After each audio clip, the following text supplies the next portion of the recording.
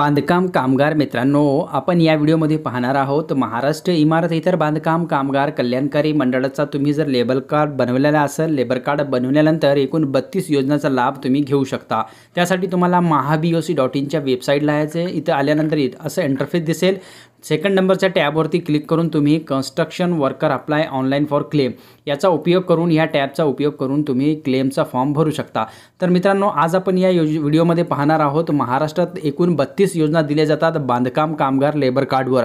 ते योजनाचा फॉर्म कसं भरायचा, कोणते डॉक्युमेंट्स लागणार आहेत, कोणती योजना आपण सिलेक्ट करू शकता, कोणत्या योजनेसाठी तुम्ही पात्र आहात, सविस्तर माहिती या व्हिडिओमध्ये आपण पाहणार आहोत। तर इथे स्क्रीनवरती पाहू शकता एक फॉर्म तुम्हाला दिसेल सोशल वेलफेअर स्कीमच्या माध्यमातून समाज कल्याण योजनेच्या माध्यमातून।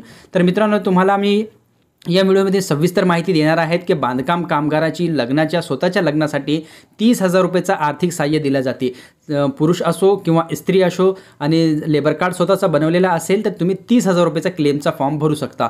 याचा योजनेचा कोड आहे S01, इथे स्क्रीनवरती पाहू शकता। समाज कल्याण योजनेच्या माध्यमातून नोंदित बांधकाम कामगारांच्या पहिल्या विवाहाच्या खर्चाच्या प्रतिपूर्तीसाठी 30,000 रुपयाचा आर्थिक सहाय्य भेटते। मित्रांनो, तुम्ही जर लेबर कार्ड बनवलेले असेल तर तुम्हाला या टॅबवरती यायचे, construction worker apply for claim याच्यावर क्लिक करून तुम्हाला इथून फॉर्म भरायचा आहे। आता याच्यासाठी कोणकोणते डॉक्युमेंट्स लागतील, काय तुम्हाला डिटेल्स भरायची आहे, सविस्तर माहिती मी इथं तुम्हाला सांगणार आहे। तर सर्वप्रथम इथं पाहू शकता रजिस्ट्रेशन डेट, हे तुम्हाला काहीही भरायची गरज नाही। तुम्ही या टॅबवरती क्लिक केल्यानंतर तुमचा रजिस्ट्रेशन नंबर आणि आधार नंबर तुम्ही टाकल्यानंतर तुमचं क्लेमचा फॉर्म ओपन होईल। ओपन झाल्यानंतर असा इंटरफेस तुम्हाला दिसेल। आता 30,000 रुपयाचा तुम्हाला जर क्लेम करायचा असेल तर इथं सविस्तर तुम्हाला माहिती सांगणार आहे।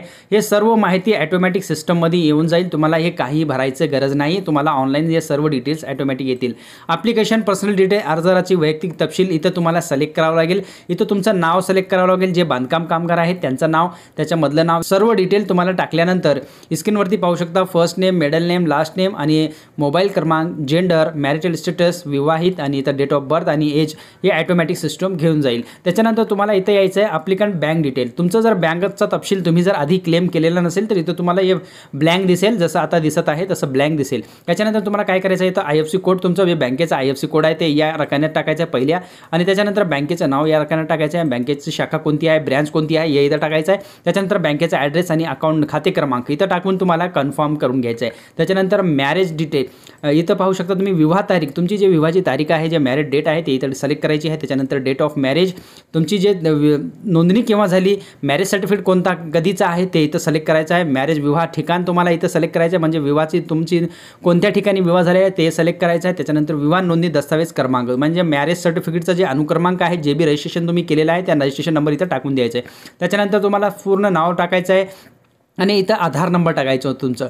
हे सारी डिटेल्स तुम्हाला भरल्यानंतर, हे सर्व डिटेल्स तुम्ही भरल्यानंतर इथं पहा रिलेशन संबंध इथं तुमचं येईल आणि इथं डेट ऑफ बर्थ येईल आणि तुमचं वय येईल। त्याच्यानंतर रिक्वायरमेंट डॉक्युमेंट तुम्हाला कोणते कंपल्सरी डॉक्युमेंट आहेत, नेसेसरी डॉक्युमेंट इथं नंबर 1ला पाहू शकता तुम्ही, मॅरेज सर्टिफिकेट यांचे विवाहाचे प्रमाणपत्र हे तुम्हाला बनवून घ्यावं लागेल। हे विवाह प्रमाणपत्र घेतल्यानंतर तुम्हाला हे ओरिजिनल सर्टिफिकेट लागेल, याचा PDF करून तुम्हाला अपलोड करायचं आहे। त्याच्यानंतर अफिडेविट, पहिल्या विवाहाचे प्रतिज्ञापत्र, हे 100 रुपयाच्या बॉन्डला तुम्हाला एक प्रतिज्ञापत्र लिहून द्यायचं आहे। हे कुठं भेटेल तर तुम्ही ज्या ठिकाणी ऑनलाईन सेंटरवरती फॉर्म भरायचं आहे त्या ठिकाणी तुम्हाला ते प्रिंट करून मिळेल आणि ते तुम्हाला स्वघोषणापत्र म्हणजेच प्रतिज्ञापत्र तुम्हाला अपलोड करायचं आहे आणि हे तुम्हाला 100च्या बॉन्डवरती करायचं आहे आणि तुम्हाला वकीलच्या मार्फत नोटरी करून घ्यावं लागेल। त्याच्यानंतर आधार कार्ड, पती पत्नीचे आधार कार्ड, ज्याच्यासोबत तुमचं लग्न झाले आहे त्या माणसाचं आधार कार्ड तुम्हाला अपलोड करायचं आहे, दोघांचे आधार कार्ड अपलोड करायचे आहे। त्याच्यानंतर सेल्फ डिक्लेरेशन, हमीपत्र तुम्हाला मित्रांनो पहिले अपलोड करायची गरज होती, आता अपलोड करायची गरज नाही, डायरेक्ट तुम्ही हे फॉर्म भरू शकता। हमीपत्रासाठी तुम्हाला इथे एक चेकबॉक्स दिसेल खाली, चेकबॉक्सवरती क्लिक करायचं आहे, ऑनलाईन फॉर्म भरायचा आहे।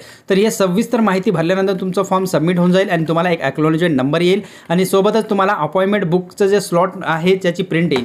ते प्रिंट घेऊन तुम्हाला जे तारीख तुमचे कामगार सेतू सुविधा केंद्राची भेटली आहे त्या ठिकाणी जायचं आहे, तुमच्या तालुक्यातील कामगार सेतू सुविधा केंद्रामध्ये जायचं आहे आणि सर्व हे 4 डॉक्युमेंट्स तुम्हाला ओरिजिनल घेऊन जायचे आहे। आणि विशेष म्हणजे जे लेबर आहेत ज्यांची लग्न झालेलं आहे, त्या पुरुष जर असेल लेबर कार्डवाला तर महिलांचं नाव या प्रोफाईलमध्ये असणे, अपडेट असणे गरजेचे आहे, म्हणजेच बांधकाम कामगाराच्या प्रोफाईलमध्ये नाव असणे गरजेचं आहे।